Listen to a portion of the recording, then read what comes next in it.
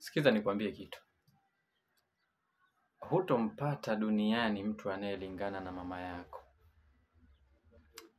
Hivyo nafikiri mama kapitia madhila mangapi mpaka uwepo wako wewe. Fikiria ujauzito. Mtu anapokuwa mjamzito, zile shida anazopambana nazo. Mpaka siku anakuja kumzaa mtoto.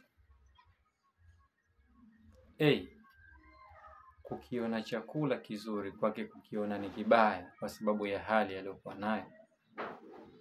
Lakini yaache yote hayo. Matusi, saa ingine dharau na kupigwa na madaktari, kuleleba wakati wakijifungua, machungu ambayo wanayapitia, yote haya ni kwa sababu ya kutaka kujifungua. Ajifungua kutoke nani? Mbuzi, ng'ombe, ni wewe. Huyu mama ni kiumbe wa ajabu sana.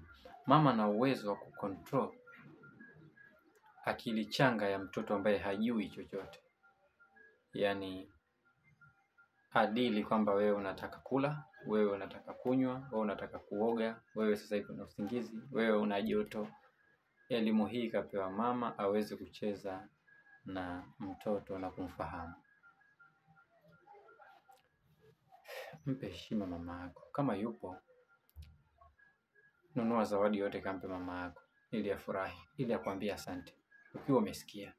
Usisubiri mama yako akiwa amekufa alafu eti uende ukapige goti kaburini. Sawa, kuna ambao washawapoteza mama zao na waende makaburini, lakini wewe ambaye unaye mama yako, nenda kwa mama yako. Kamwambie mama asante kwa malezi bora. Sikiza nikwambie. Mama yako ni mama yako tu. Hata kama kapoteza mwelekeo kiasi gani.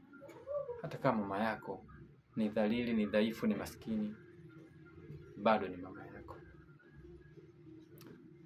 Huyo mtu humpati wewe. Hata ufanyeje huwezi kumpata kama mama yako. Mama ni bora sana.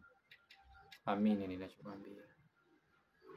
Mama kakumbana na mengi kwenye maisha yako. Kujinyima, kujidhiki, uwe hivyo ulivyokuwa ni kwa sababu ya mzazi wako. Na mama kafanya zaidi kuliko baba.